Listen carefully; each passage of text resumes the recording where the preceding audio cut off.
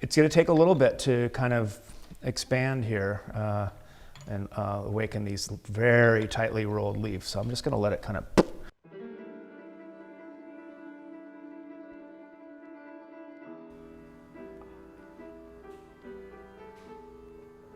Well, oolong tea is a class of its own, like white tea or green tea or black tea. It undergoes probably the most amount of processing of all the different teas. And the spectrum of oolongs in terms of aroma, flavor profile is very broad. So it's a very interesting category of tea. There are many different types of oolongs, from low oxidized tea, it's very green and floral, to highly oxidized tea that's much more well, closer to black tea, kind of in a way. Closer to Darjeeling, maybe in a way.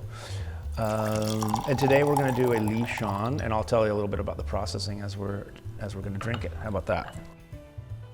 The oolong tea, more oxidation than green tea and less than black tea. Somewhere between 20 and about, for the really oxidized, like an Oriental Beauty or a Guife, maybe 80% oxidized.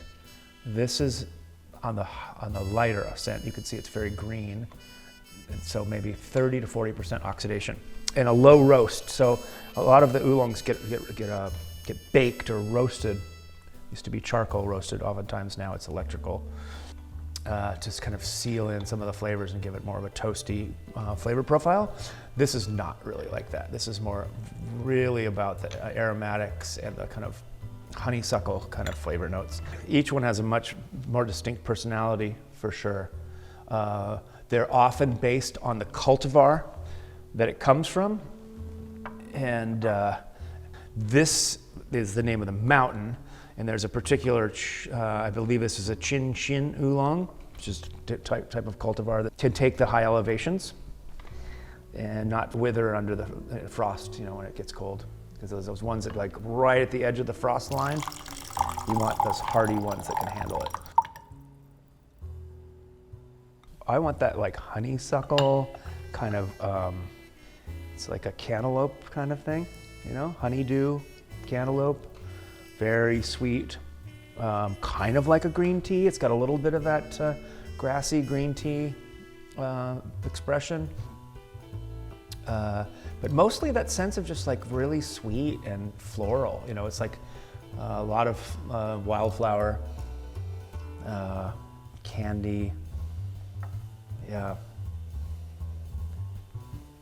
And that long finish, it's like super long finish, which I really like. There's not a lot of that drying astringency. It doesn't just go and dry out. It's actually gives you a really nice, that's what I go for, is a long, sweet finish that you can just keep tasting for a while.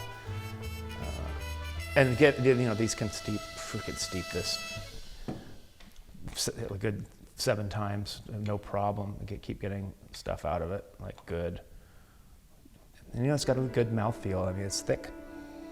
It's thick. Even though it's a high mountain tea, it's still got a lot of body to it.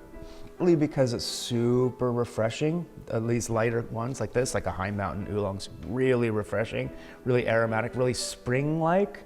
They have a really kind of an awakening component. There's just like a mountain air kind of feel, like when I want to really feel like I'm escaping. A little escape from the flatlands, so to speak. It's very evocative of being up in a tree, at the edge of the tree line in the clouds. Really, really takes you back to being up in a mountain, for sure. Like it really feels like being in the mountains. And I love being in the mountains. As someone who grew up around mountains. To me, it's recharging, for sure. It's energizing. It's clean, but it's definitely not a green tea, though. It's different. It's a little more rambunctious. It's got a little more personality.